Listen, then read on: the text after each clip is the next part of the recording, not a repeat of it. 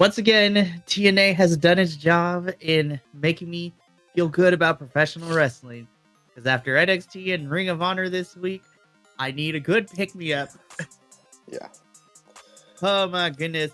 But hello, all you BC WrestlePod nerds out there, and welcome to another exciting rendition of your Takedown Troop review, the weekly TNA wrestling review show here at BC WrestlePod. We have two of the three hosts here tonight. I am El Jefe himself, Mikey. I run the ones and twos as well as run the show. I am the man behind the curtain. I am the Wizard of Oz. I am the Knight.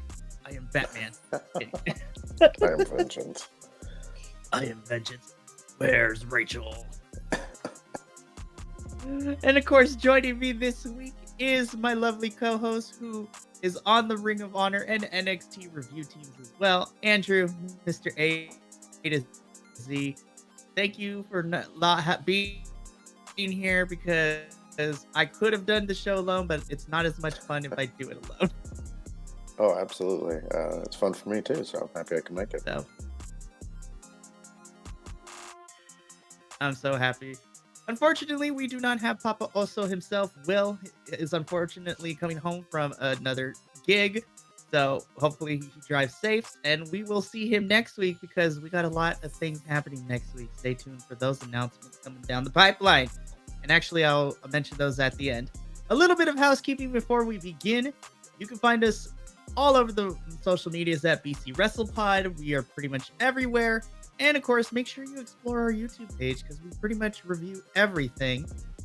And of course, if you can't commit to our beautiful faces, our voices can help you because we have audio podcast versions of everything as well.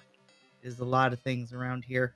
And of course, if you want to see some of us live and in person, the East Coast Collective plus me are going to be at New Jersey Wrestle Show at May 18th and May 19th. Come stop by our table and say hi. We would love to have a conversation with you.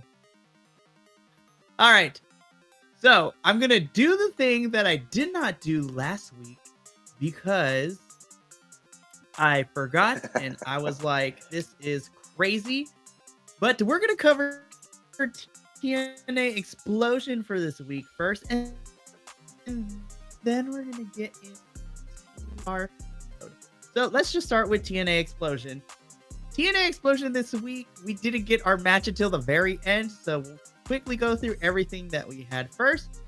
We started off Explosion this week with a From the Vault match. So this is Bobbert Root, as I call him, taking on your champion at the time, Eric Young, which is really crazy to see.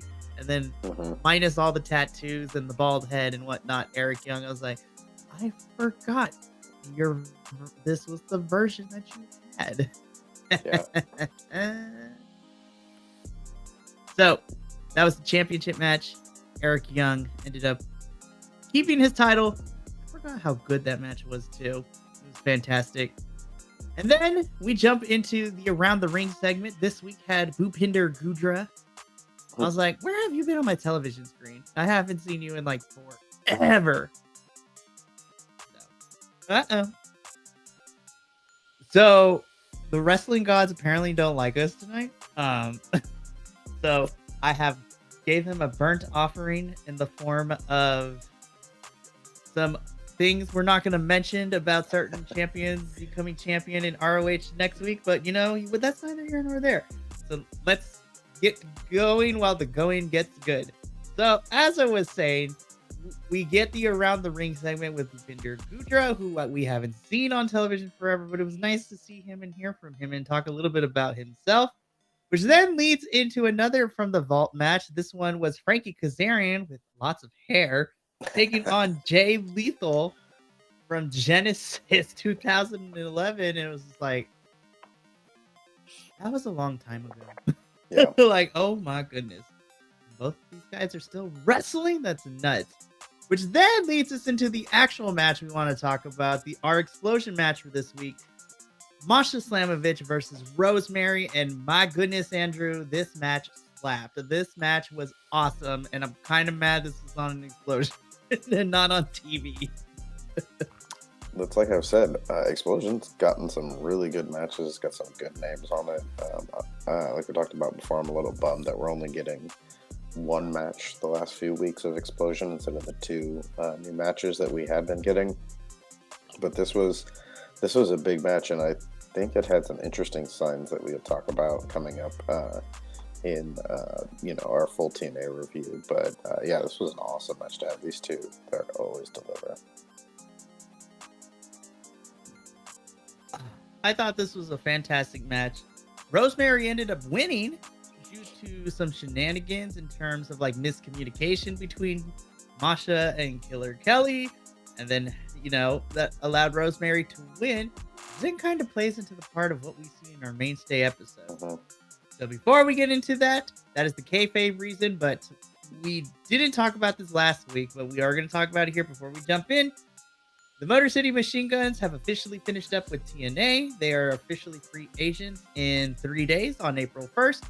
And then there was also reports that Killer Kelly was also wrapping up, but then it turned out that no, she is still under contract until summer of 2025, and she's just taking some time off. So I think that what happened here was probably like the in-TV universe version of why we don't see Killer later in the show that we're about to talk about. So hopefully everything's good. We love Killer Kelly, and I'm kind of happy she's not leaving us anytime soon because I would have cried.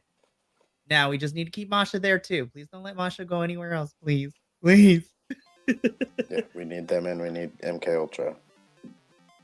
Yes, we need it. Seriously, we need to keep MK Ultra because we barely have 3 teams in the Knockouts Tag Team division. We can't afford to be losing anybody at this time. Alrighty.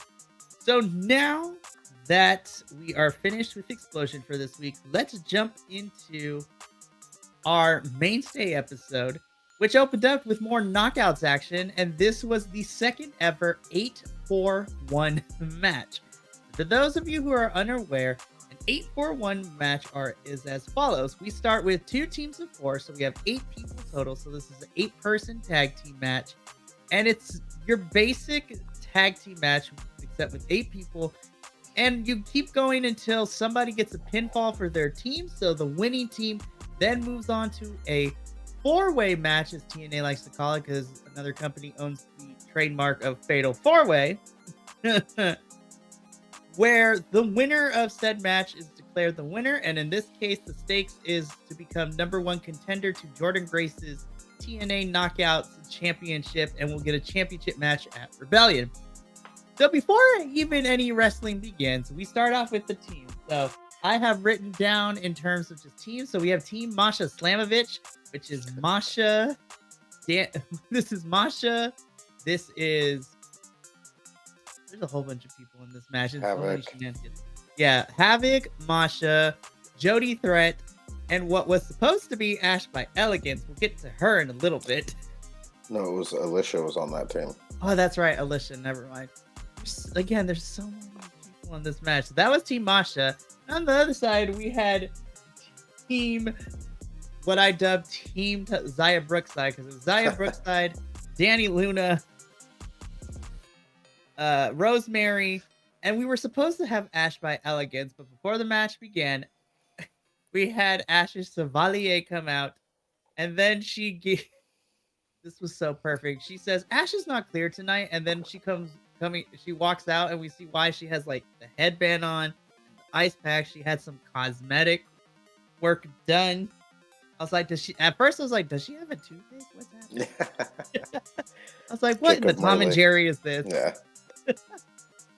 But because of the cosmetic procedures, Ash doesn't feel like participating in this match, and she wants to protect, her moneymaker, the face. So somebody else is going to be replacing her in this match, and that person returning, and I audibly screamed like a little girl because it was Steph DeLander, and I lost my mind. She is back in TNA. The former Persia Parada of NXT still upset they released her, which made no freaking sense to me, but I'm happy to see that she has done very well for herself in the indies and is also known as Mrs. Hardcore Deathmatch Queen herself too, with her indie darling king Matt Cardona, who we'll talk about towards the tail end of this match because, surprise, surprise, not bearing the lead, but he's also back in TNA, which is crazy. Yeah. So now we have the team set. So we have our for 4-on-4. What I really loved about this is that more than anything outside of the wrestling, we continued the storyline of what's going down in the Knockouts tag team division because Jody and Masha were still fighting each other and we're trying to one up each other. Meanwhile, Alicia and Havoc were just like, yeah, no, we got to win this. It's like, put it aside your differences. Let's do this. So let's talk about this 8-person part before we get into the Fatal 4-Way. So, everyone kind of got their stuff in, but as always, Danny Luna kind of stole the show. But more importantly, I also love that with the ice packs, Ash was also just like looking through everything. I thought this tag team portion was all right. Like I was like, there's 8 people, everybody's putting in their spots. I was like, this is great. I love Steph is just antagonizing everyone. I was like, yes, this is what I want to see from her. Yeah, it was. I mean, it's hard. You've got 8 people. It's also only the first portion of a match, so there's only so much that they can do. Danny Luna was in there against, Masha for a little while.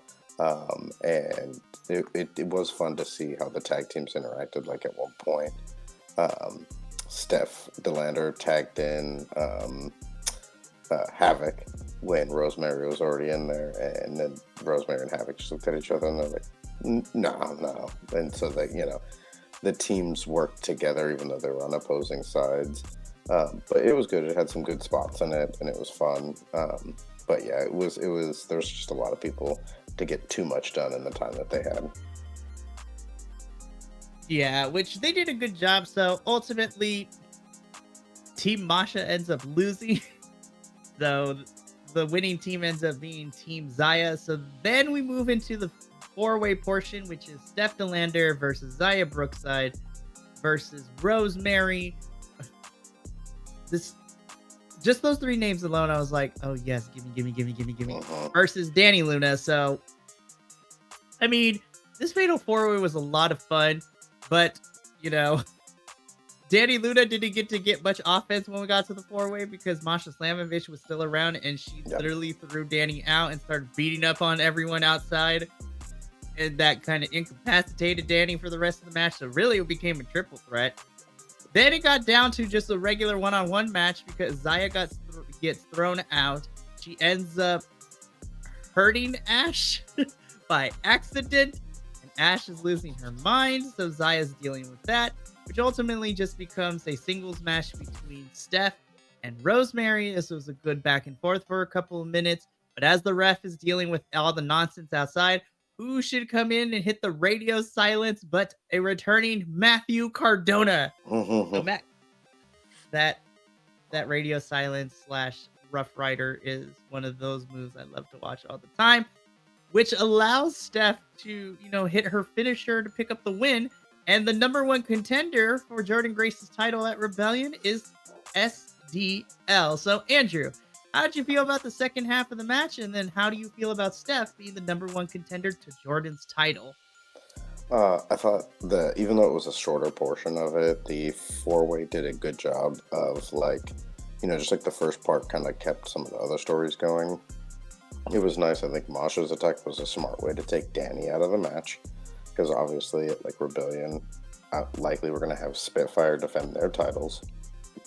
So just take them out of this whole race for the Knockouts title, world title. And then obviously Zaya is going to be feuding with Ash. So taking her out of the match by also increasing that feud, kind of replicating when Zaya threw Tasha into an onlooking Ash previously. I thought that was a really smart way to handle all that kind of stuff. And a lot of what they did in all parts of this match were really good ways to also reintroduce Steph. And it was great to have her in there, get to see her against some of the big powerhouses in TNA and see how big she is too. And this was super smart, of all of the people that they could choose from and bring in. I hope she's going to be around for a little while. I think she's a great challenge to Jordynne Grace. if she's the kind of person that, like, don't want to see Jordan lose, but if she's going to lose to somebody, especially because she's got Matt there with her, there could be some shenanigans and things like that. But she's a great person to be able to pick that up. It'd be awesome for her to hold that Knockouts title. And yeah, this is a huge thing. This is a really good choice by TNA and awesome first step in that. So Absolutely. And here's hoping that if Steph and Matt are sticking around for a little bit past Rebellion, I would also love to see them do some mixed tag shenanigans with Jordan and her actual husband, Jonathan Gresham, who is also in TNA too, would be fantastic. But I really quickly before we move on, I just want to say how proud I am of Steph from being released from NXT and then still being able to do very well in the independents and then TNA and just she's just awesome and I'm so happy to see her be back here in TNA. And it gives Jordan a new opponent that we really haven't seen her have an interaction with quite yet, especially in a championship match capacity. So I think this is going to be fantastic. So moving on from here, we get a backstage segment. So this was the kind of a repeat of the digital exclusive on the social medias we saw, the breakup of Macklin and the Rascals, because they were not happy with the way that Macklin kind of just up and abandoned them, which, to be honest, I wish they stuck around together a little bit more because I was kind of like liking this faction. But you know what? The Rascals are going to go on their own. Macklin's back being a single star, has a run-in with Chris Sabin, which, Sabin goes to Santino to make a match for later in this episode. So it's like, it's Macklin versus Sabin. I was like, all right, I'm here for it. It's going to be I think it's going to be a great match. And then we learned that it is our main event tonight. I was like, bomb, let's go. There's not too much to say because me and you saw the clip last week on social media. So they just replayed it for the audience on television, which then leads into the Time Machine Boys all backstage.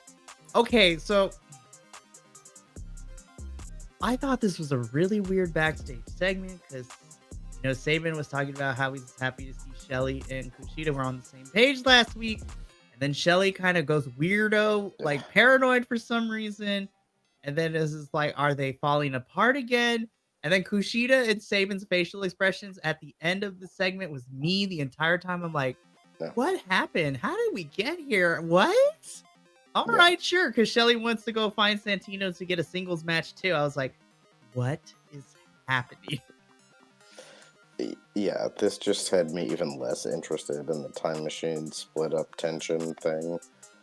Sabin and Shelly in both of these promos just felt like angsty, passive-aggressive teen boys, and they're both in their 40s. Like, I give Chase U's promos some, a hard time in NXT, saying they seem like Saved by the Bell, but that's because you have 20-year-olds pretending like they're teenagers. This is like, I don't even know what this is. This is 40-year-olds, twice the age, acting like teenagers. And it came off across awkward and just, like, I just didn't care anymore. I was like, all right, whatever. Dude, if you guys aren't going to get along, don't get along. Seriously, man. And then, we're teasing this split between Time Machine. And then we go into another backstage segment after commercial about another team looking to maybe be splitting for no reason. We're backstage with ABC. Chris Bay and Ace Austin are recapping everything that went down in the referendum match that happened last week, where Chris Bay was vying to be a number one contender for the X Division Championship.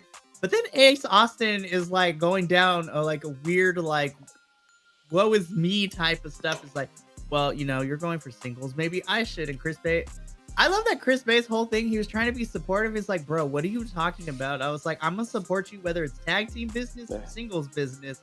But, if you want to be that way. And then Frankie Kazarian got brought up in here. And he's like, you know what? I'm going to go get a match with Frankie. I was just like, are we sure we want to do that? All right, sure, fine, whatever. I was like, where is this tension coming from, you guys? Like, why are we planning a split? Like, we just talked about how there's a good viable tag teams in the men's division, and then TNA, you want to start splitting tag teams up? No, that is not what we're doing. We are not going to have the same problem we have in the Knockouts tag team division for the men. You cannot be splitting up the men's tag teams. so that way we only have like 3 or 4 left. It's not how this works. Yeah, because we just finally got more than the 2 that we had previously. I don't understand why we're building all this tension. It's ABC, Time Machine, Time Splitters, whatever, or, variation you want to call that, MK Ultra. Like, why are we making this tension between our tag teams?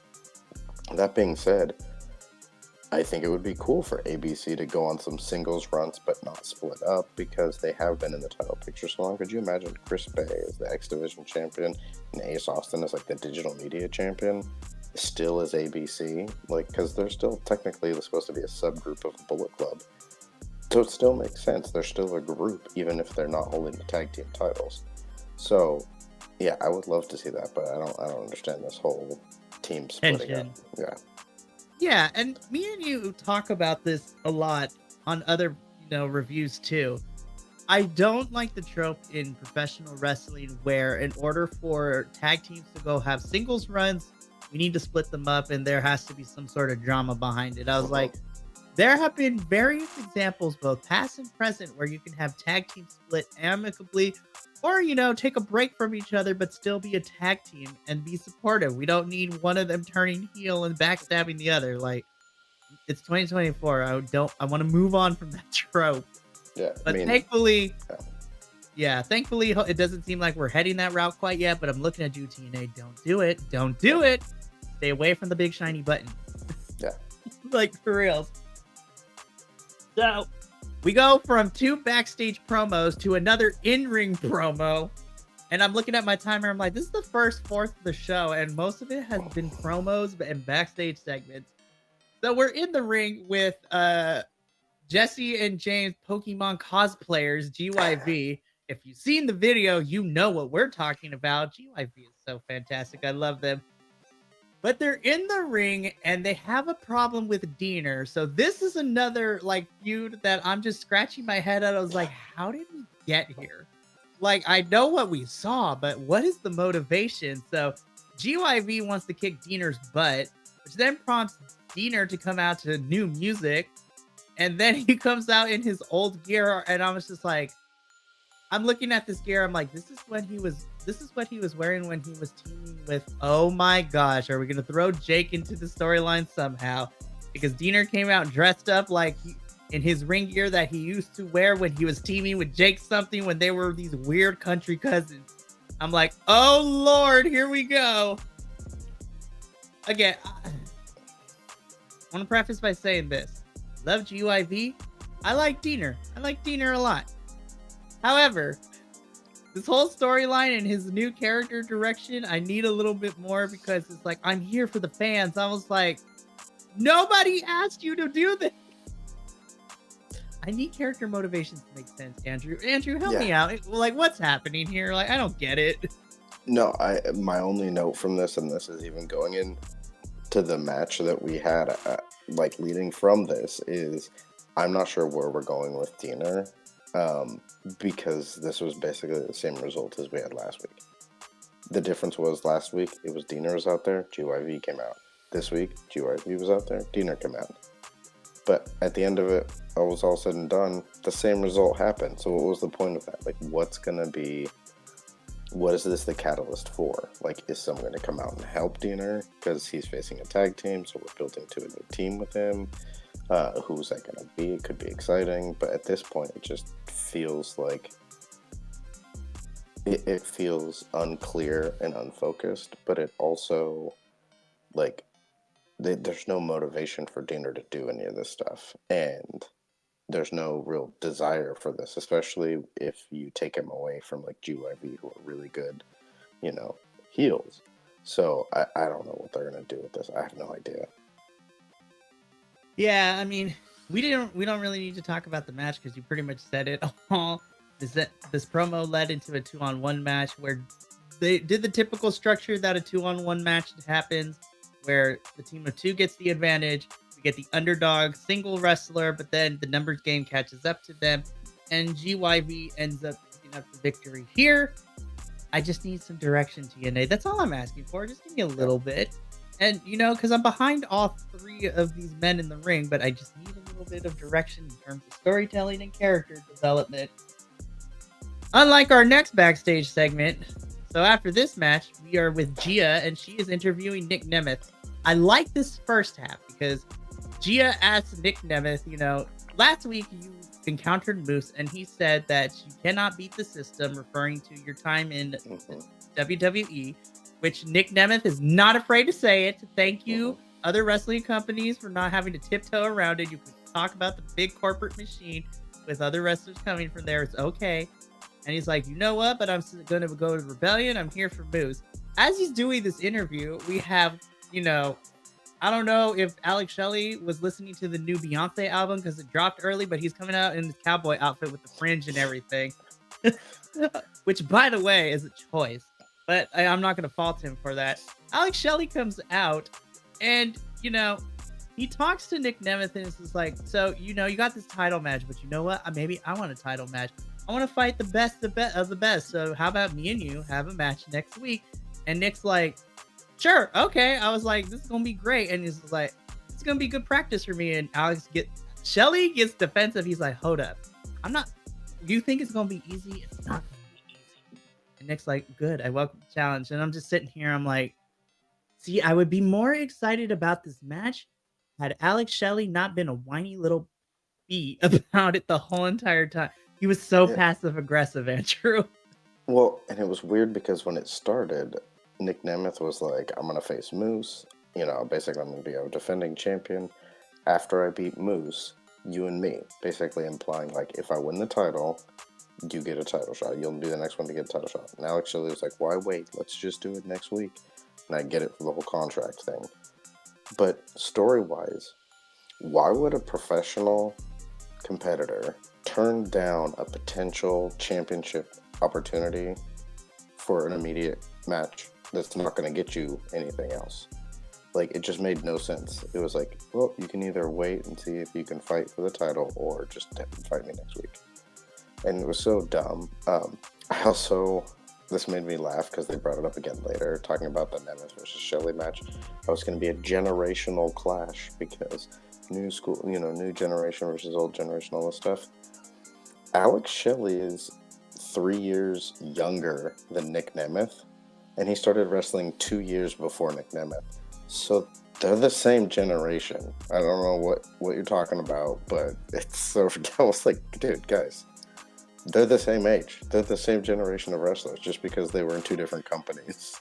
Like, I was like, this is not young versus old. This is just same versus same. Like, don't get me wrong, the match is going to be awesome, but yeah, it was super, right. It was super silly. Had you worded like TNA OG versus the new faces of TNA, I would be like, Bob, okay, like I get it, because Alex Shelley and Chris Sabin and everybody else have been holding down TNA for the last 20 years. Nick Nemeth is new in TNA, so he's just beginning his career in this company. So you could have worded it like that, but not generation versus generation, because they're the same class. Yeah. They just went to different schools. Yes. It's, and it's not fair. I was like, I like Tom and Matthew Ringwald, but I was like, it's okay. Not everyone can be Caprice and Ian. Like, listen, they are the bar when it comes to commentary teams. Like, that is, you gotta, like, come on now. So we go from backstage, we go to another in-ring pro, which at least leads to a good match. So Josh Alexander is still out there with taped ear, no headgear. He talks about how he has an open contract from Santino. I'm like, I don't know how that's how wrestling matches work, but that's okay. But he's like, I want to fight you, and he calls out Hammerstone. But are you too chicken? Like, we know we're probably getting this rematch at Rebellion. We're getting the rubber match at Rebellion. Yep. So obviously Hammerstone doesn't answer, but who should answer, because they are in Philadelphia. But a Philadelphia legend, and also for those of us that watch Ring of Honor, a staple of the company, out comes Hot Sauce Tracy Williams. And I was like, oh, this is about to get good. So Hot Sauce is in the ring. He cuts the promo talking about, him and Josh are cut from the same cloth, but he wants to test his mettle against Josh to see if Josh truly has what it takes to be the face of TNA. And we get a match between Hot Sauce Tracy Williams and Josh Alexander. Ooh, cha. I'm gonna be honest, this was personally my match of the night. I thought Josh killed it. I love me some hot sauce Tracy Williams, like Ring of Honor legend, like holding it down from, Philadelphia as his home turf. This match was so good, Andrew. Like, I was Yeah, like, I love me when I can get pay-per-view quality matches free on my television. Like, it was that good. absolutely. Williams kept up with Alexander like the whole time. It was great. Those two were just like killing it. Even though I knew Alexander was going to win, it was another one of those cases where it was a really fun showing for both performers, and it just made them both look strong, even in their struggles. That DDT on the top turnbuckle was brutal. I would love to see more of Tracy Williams in TNA. I don't know if we will get to or not, but I'd love getting to see these folks pop up here. But yeah, it was a really good match. It was probably tied for top with the next couple of matches that we got. Yeah, thankfully, the second half of the show picked it up because I was like, we almost had a repeat of what we call over in Dynamite Land Promo Fest 2024. Like, I was like, we almost got to Promo Fest, but it ended up happening. This was a fantastic match. This was my match of the night. And then afterwards, both men show adoration for each other, but who comes and spoils the party? But weirdly, Hammerstone, who is in wrestling gear all of a sudden, I was like, what? Huh? I was like, okay, like you were prepared to fight, that's fine. And then he attacks, Josh, and Josh gets thrown out of the ring. And then Hammerstone singles out Hot Sauce. And, the prop of Josh's headgear did not help the situation because Hammerstone was struggling to keep that thing on. And so he just decides to put Hot Sauce in the torture rack. And then he tries to do the bicep thing, but it didn't work out. But the point was still made. Hammerstone is going to be a menace and is going to be a thorn in Josh's side until we get an official confirmation that we're getting a rubber match at Rebellion. Yeah, Here's hoping it's like a crazy match time. Please let it be a crazy match time. Should be just last man standing. Exactly. Or Iron Man. Do something fun. Because Rebellion's the place to do it. Literally, we're getting a Full Metal Mayhem match. Like, or an I Quit match or something. Ooh, I Quit. Or, Josh's headgear on a pole match. I'm just kidding. Again, I'm staring at this. I was like, Hammerstone, are you and Bronzebreaker going to the same tanning booth? Because like you are still too dark, my dude. I mean, I was like, what is Bronze? I think still has him beat. His I did notice when Hammerstone had Tracy Williams up in the torture rack. I don't know if he was holding his breath or what, but his face was like turning purple. I was like, yo, bro, breathe, Hammerstone, breathe. I was like, did you pull something? Like, what happened? Yeah. But it's okay. Yeah, the visual was a little wonky at times, but I'm still excited for what's happening and developing between Hammerstone and Josh. I think this is a really fun feud. And, it's doing its job. If Hammerstone's going to continue to just hurt people that Josh likes and respects, then all for it. Which sounds really weird if it's not from the world of professional wrestling. Yeah. We don't condone violence normally, but in the world of professional wrestling, the more violent, the better. For me, at least. So from here, we get, Santino and Mustafa Ali. So I want to take this time to give kudos to Mustafa Ali for making the front cover of PWI with the X Division Championship. And we learned from social media and from TNA too that Mustafa Ali is only the second TNA champion to grace the cover of the history of PWI, the first being Samoa Joe. It's also nuts to think about. And I'm like, listen, I love this renaissance that Mustafa Ali is in. I'm finally glad that the wrestling world is giving him the credit and the respect he should have earned, being in the big machine that was WWE. And I'm so happy that now people are finally on board. I was like, yeah, this dude has always been great. I've always been a supporter, and we've seen it. It's just he wasn't being utilized properly. Yeah. I'm so happy for him. I love Mustafa Ali. And I love this backstage segment, too, because him and Santino are talking about it. And, Mustafa's doing his best to try to get Santino to remove Jake from this title match at Rebellion. And Santino reiterates that the X division isn't about it's no limits. So no weight class limits, no other limits you can, like height, weight, sex.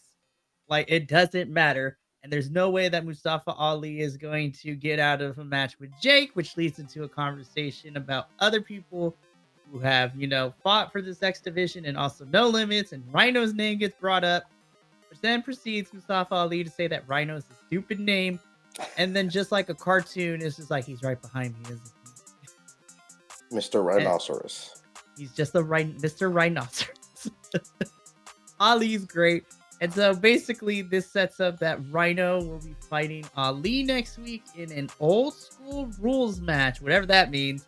And I'm just like, I gotta look this up later. I'm like, hold on, let me Google this real quick. Yeah, I was wondering what that meant, and they bring it up later. But it was funny the way Santino set that up. He was just like, let me check. Okay, it's happening. Like, all right, I dream a genie. I got you. Yeah, he's so good. Definitely one of the best parts of TNA. I'm telling you, TNA needs to get on selling those deputy badges. Yeah, that's serious. I would definitely buy us some, and we would wear it on this review. Be like, we are the authority. But we get an Ali versus Rhino next week in an old school rules match, so I'm super excited with that. So then we enter into just straight up the next match, which I also really enjoyed. One half is Speedball Mountain, Speedball Mike Bailey taking on one half of the System and Eddie Edwards.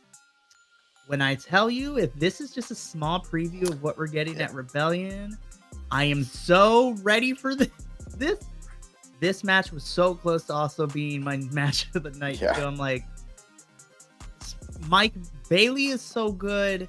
Edwards has had this renaissance, since leaving Honor No More earlier in 2023. And when that faction broke up and everyone went back to Ring of Honor AEW, and then he was like in limbo with that long feud with Frankie, which we will never live down. And like Maxine Waters, we will never get our time back. But man, this match, Andrew, was so good. I was like, I have no words. I was glued to my I don't even have a lot of notes for this because I was glued to this match the whole entire time, all the way through. Yeah, it was. This match was great. Yeah, it was a hard-hitting, action-packed match. Like you said, it gives me so high hopes for the tag team title match because we also know what Trent Seven can do. Brand Myers. So I think those two tag teams against each other are going to be crazy.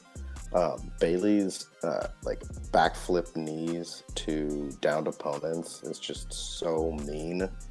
Like the way he hits that is rough. But yeah, like all of the things that they were throwing at each other were incredible.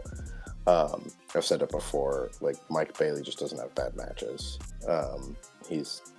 He's phenomenal. Like he's a guy that he's such a good worker and delivers so much every time he's out there. I think even as respected as he is, he's undervalued because he is so good. And I wasn't even mad about the outcome of this match because it was heels doing heel things, and that's what they should be doing. So, I'm there for it. It was great. It was awesome.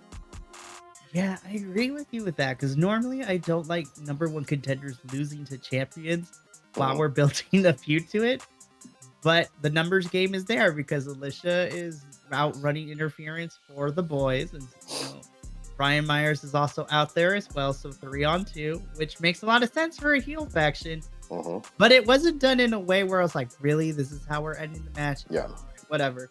Because the distraction happened, but Bailey was still able to get a little bit in before his move missed, and Edwards was able to hit the Boston Knee Party for the win. That Boston Knee Party always looks vicious, but this one, Bailey sold this one. I was like, oh, he did. He did. Yeah, that was rough. Yeah, but this is such a phenomenal match. And like you said, we know what Trent and Myers can do. So if that's what's up next in the next week or two, I am here for Trent versus Myers. I'm just ready for this this tag team match has me super excited for Rebellion. Like, Yeah, honestly, I'm anticipating this to probably be at the top of my favorite matches of the evening. absolutely. This is fantastic. So, next we go to a pre-tape segment with our favorite French Canadian monster himself, PCO. This was a quick, short one. He just yells Khan's name and he utters the most powerful words in TNA history. And he says the words that I've been waiting for the longest time: Monsters Ball match versus Khan. And I'm like, the wrestling gods have answered my prayers. I love me a good Monsters Ball match in general, but like as we have talked about on multiple occasions, having PCO in a Monsters Ball match just hits a different level.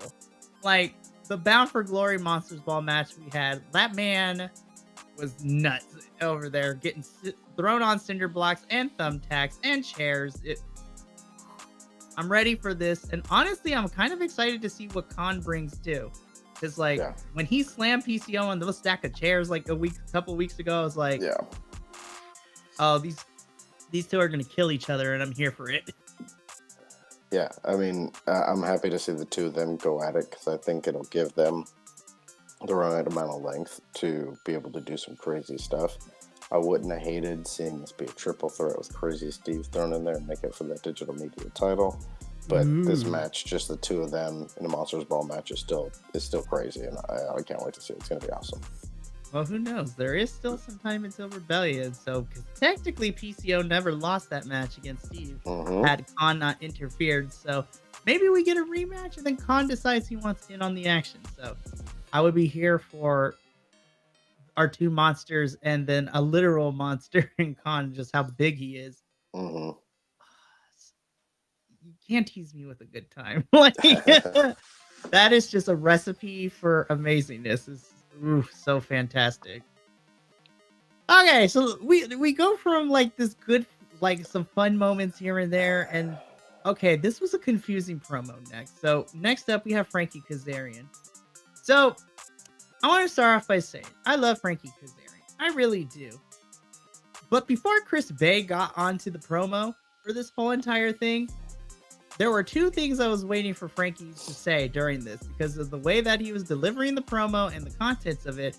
I was waiting for him to be like Elvis Presley possess his body because I was waiting for I was like, Frankie, what are we doing?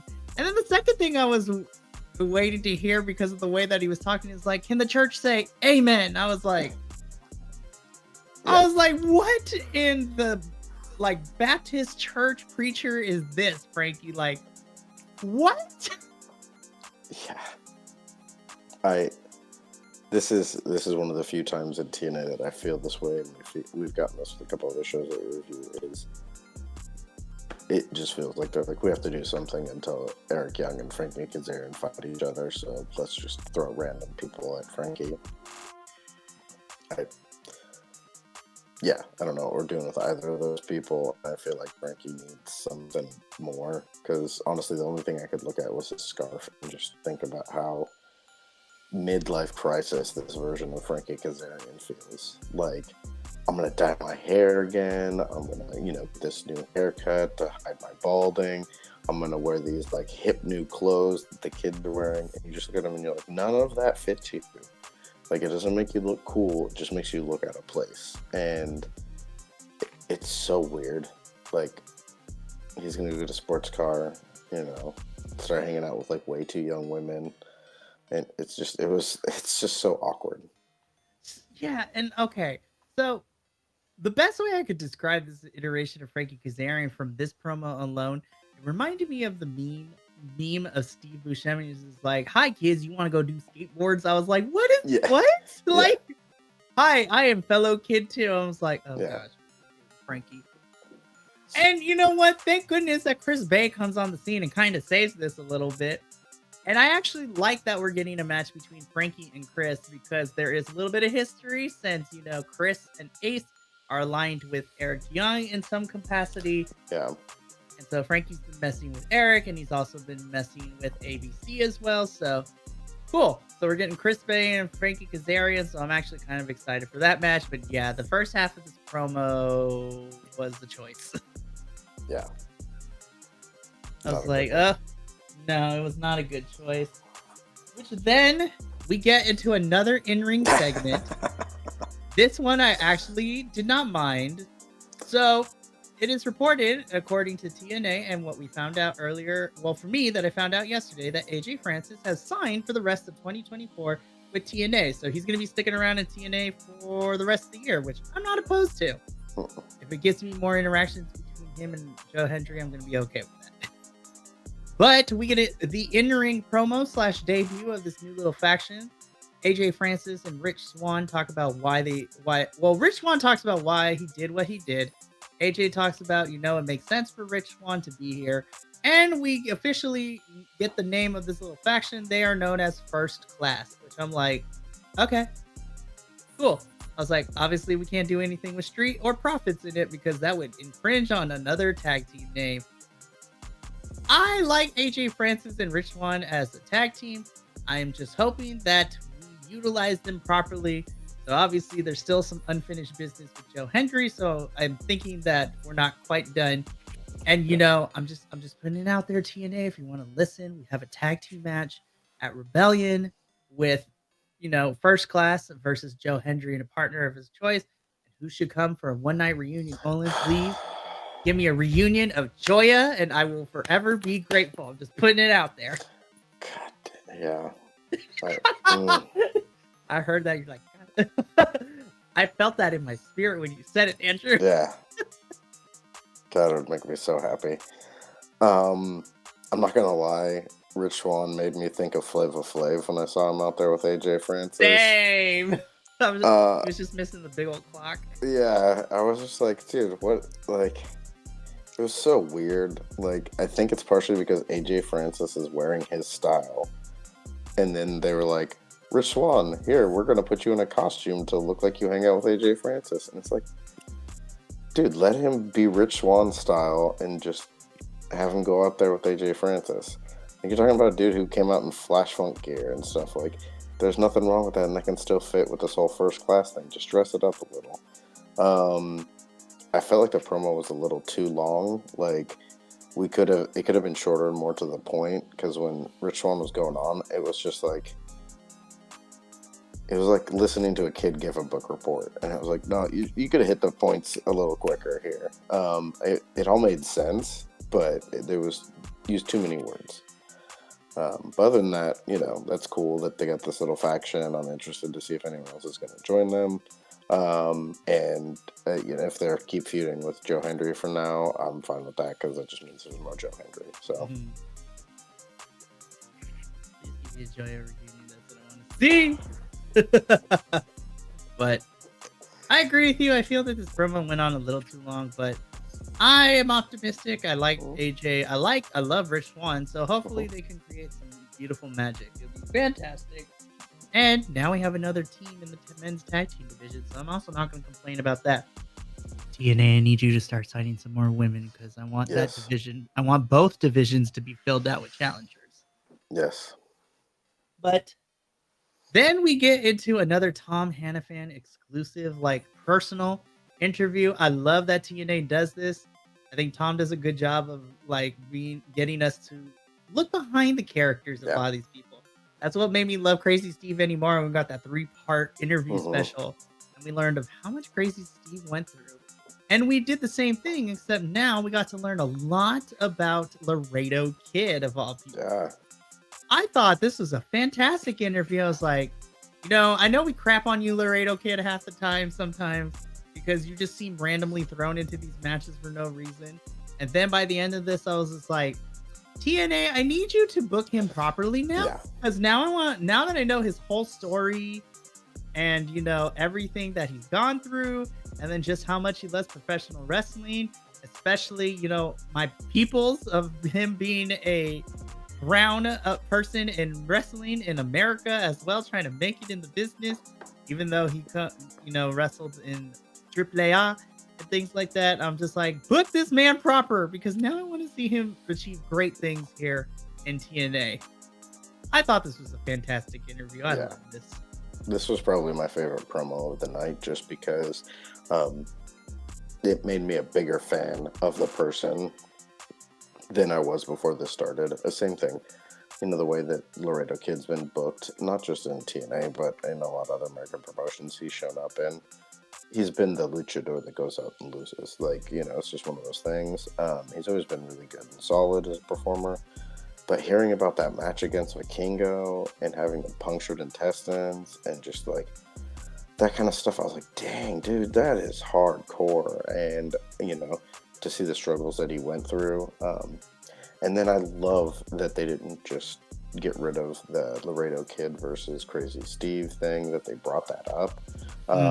Especially because initially that seemed like a weird match to have. And then, especially because they announced it and then they're like, oh, well, we have to change it because Laredo Kid's visa issues or whatever it was.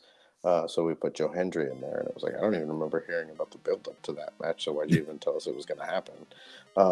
But the fact that they did, and then they brought it back up during this interview, watching that, I was like, dude, now I want to see Laredo Kid versus Crazy Steve. Make that match. So if we're not going to get him with PCO and Khan, let's see Laredo Kid versus Crazy Steve at Rebellion for the digital media title. I want to see that. I want to see Laredo Kid actually have that match now with Crazy Steve, because we didn't get it at Sacrifice. So now I want to see it, because I was like, oh, okay, well, no, it's not a big deal. Learn about his whole life story. Okay, now I want to see this match. Give it to me now. Yeah. I want good things for Laredo Kid now. Yeah.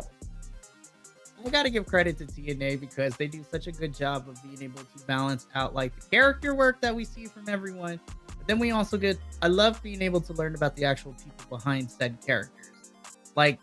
During Explosion, during the Around the Ring segment, it's one of my favorite things, even though most people don't like talking segments. I like this week because we got to learn a little bit about Bhupinder and Gudra, and then, getting to hear from other people as well. I love being able to see behind the characters, and this made me a bigger fan of Laredo Kid. So now I want to see good things happen for Laredo, and I want him to be booked really, really good in TNA now. So we get the bumpers kind of telling us what is going down next week. So we got a couple matches, and I'm excited for all of that. We're getting Nick Nemeth versus Alex Shelley, which is probably going to main event next week. Again, weird way of how we got to this point, but I'm still excited about the match itself. I think it's going to be fantastic. And spoiler alert, I'm pretty sure Nick is winning this one, as Alex Shelley is going to put Nick Nemeth over as the Philadelphia tapings, which we're about to see the second half of those next week, is the last tapings that the Motor City Machine Guns did. And speaking of Motor City Machine Guns, let's get into our main event. Steve Maclin versus Chris Sabin. This is Chris Sabin's last official match in TNA. I thought this was a really fun match. Again, I think Chris Sabin is fantastic. He is such a good wrestler. But what I loved about it anymore is that Chris Sabin allowed pockets of this match to showcase Maclin, who I also really, really like. I thought this was a good back and forth match, but Maclin came out with the victory here and beat one half of the Motor City Machine Gun, which is nothing to sneeze at. Yeah, well, and I liked that they talked about how these two had previously competed against each other, and Sabin had picked up the victory. And so they gave some context for it. It was a much slower and more methodical match than I expected, but in a good way. It wasn't boring. They kept it going. They both looked really good in it. Chris Sabin being the smaller guy, focused on Maclin's arm. Maclin even learned from some of his more recent mistakes, missing certain moves and not fully overcommitting to them. I did not expect Maclin to win, especially knowing that we're wrapping up on Sabin and Shelly. I thought maybe he'd pick up a victory in this match. But because he didn't, I like how they built this up to push Maclin forward, like what they should do. And I love, TNA is really good about this, especially their knockouts division has been really good about this. A champion who's departing and, dropping the title to that next person that's going to carry the division puts that person over. And TNA is really good about that for the most part. It has me wondering if this match and Shelly versus Nemeth are going to be the last things that we see from the two of these. I would have really liked to have seen their last match, if it's going to be their last match in TNA. to see a match between Shelly and Sabin, so it would have been a nice culmination of everything. But if the last matches we get this match and then the Shelly versus Nemeth match, I mean, those are some ways to go out. So yeah, it was great. I really enjoyed it. This and the other two previous matches were all tied. I gave them the same score. They were all my top matches of the night.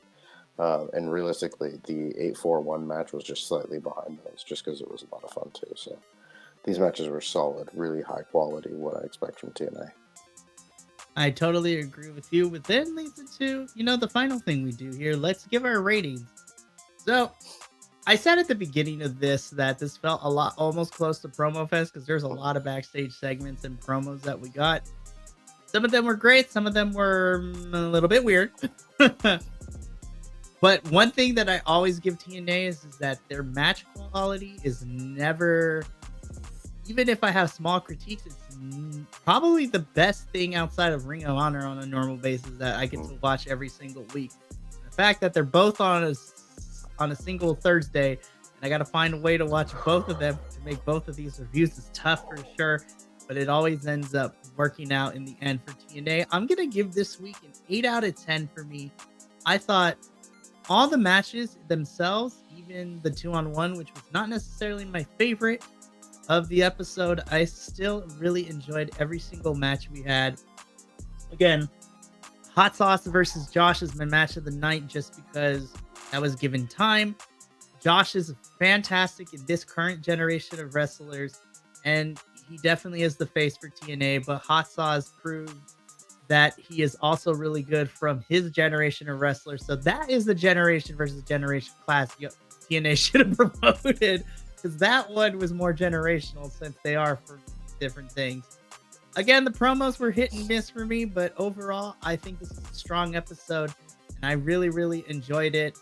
Of course, I'm also biased too. I love seeing Steph Lander be our new #1 contender, which I'm really excited for her and Jordan Grace to go at it because both of them are similar powerhouses. So I'm just like, give me a big Haas women's match. Let's go. Cannot wait till Rebellion. But 8 out of 10 for me this week.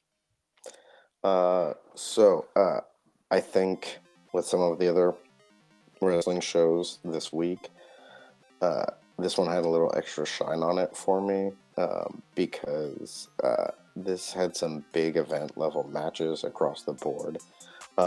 Some fun stuff set up for next week, some really good matches, and it's continuing to build to Rebellion with some really top quality possibilities left for some of the matches we don't yet have like laid out, like the Knockouts tag team matches and some of the other matches that we're probably going to get. So I actually give it a 9 out of 10 this week. And it was, some of our other shows were very promo heavy and it was very obvious.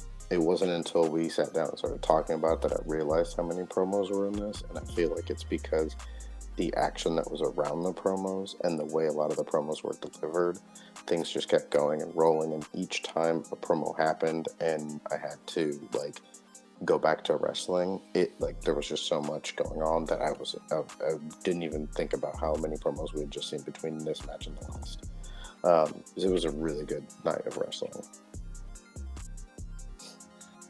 Once again, just like last week, TNA has picked us up from everything else that we watched this week. The 3 shows that we reviewed together, Andrew, obviously, both of us can agree this is probably the best of the 3 that we saw this week. And we still have 5 weeks until Rebellion, so if it's good right now, I can't even imagine how the rest of the weeks are going to go. So that brings us to the end of TNA. I was going to wait until our Monday Night Raw review to drop this news, but I'm going to do it now. By the time this video goes uploaded, it will be going live on a Sunday, so literally the beginning of WrestleMania week. So I'm going to change the rules, and I'm going to allow TNA to be the show that breaks this news. So, if you had stayed this long for our review, thank you for tuning in. I already did all the housekeeping before. We'll do our outro in a sec, but I want to let everyone know that TNA is going to be going dark next week, which means we are not going to have a regular scheduled review. You might be wondering why. So let me give you a preview of what we're calling, like what sports teams do, high school, college, and professionals.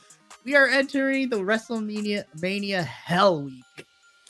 Not that it's going to be hell per se, that we're not going to enjoy ourselves, but we got a lot going on. So here's what you can expect this upcoming week for the BC WrestlePod heading into WrestleMania weekend.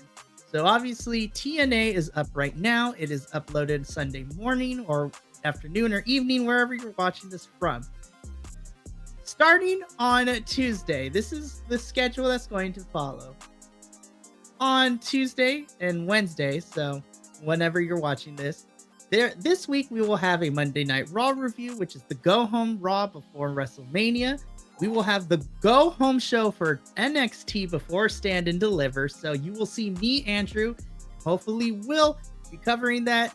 And then the last regular program to review will be AEW Dynamite, as we have a couple of weeks until Dynasty. So the Just Three Gents boys will be covering that. Then after that, the whole entire rest of the regular review schedule is going dark. So there is no regular Ring of Honor review, no TNA review, no Rampage, no SmackDown, and no Collision reviews. Because starting on Friday, oh my gosh, Andrew, strap in, because this is going to be a lot of information for everybody to listen to, including us. I don't know why we booked ourselves this way, but we did. So, starting on Friday, April 5th, here is what you are going to expect. Friday, April 5th, the Ring of Honor boys will be recording and reacting to this Ring of Honor Supercard of Honor pay-per-view. So we will be talking a little bit about the Go Home show for Ring of Honor. We will be giving our predictions, and we will be watching Supercard of Honor together. You can expect to see that reaction video up the following day. So after that's done, I'm going to edit that thing and we're going to upload it for you guys to watch on Saturday. Then on Saturday morning, the NXT team, which is myself, Andrew, and Will, being joined by Minnie and the Professor, the five of us will be live watching NXT Stand Deliver in the morning. So once that's done and over with, you can also expect that to go up in the following day. And then you can catch me and Minnie live watching night one of WrestleMania that same day. So it's going to be a jam-packed weekend. On Sunday, you can see JVL, Jesse, Professor, and Minnie watching night 2 of WrestleMania. And then in the morning, however, the NXT team will be reviewing Stand and Deliver. So we'll be watching it Saturday morning, reviewing Sunday morning, and then a bunch of us are watching night 2 WrestleMania. It's going to be crazy. On Monday, April 8th, is night 1 review live stream of WrestleMania. And then Tuesday, April 9th, is the live stream review of WrestleMania night 2. Andrew, I don't know what we did. So much wrestling.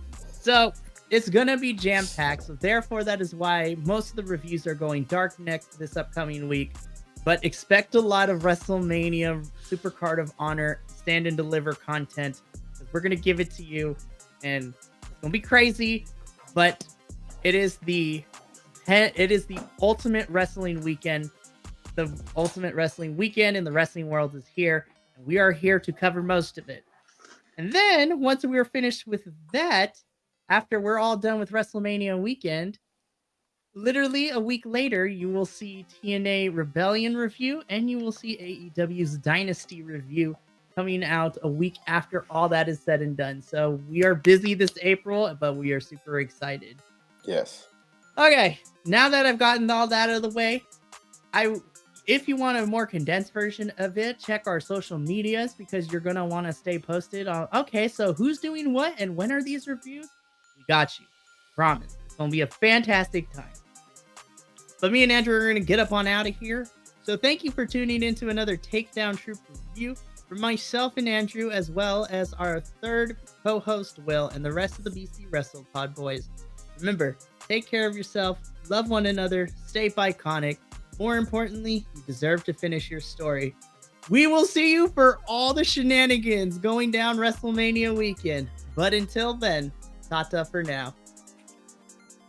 Thank you so much for tuning in to another Vibe Tribe production. What's gonna happen next time? Well, you're gonna have to tune in to find out. But until then, remember, take care of yourself, love one another, and as always, make sure that you keep the good times rolling. Thank you for being here, and we'll see you next time.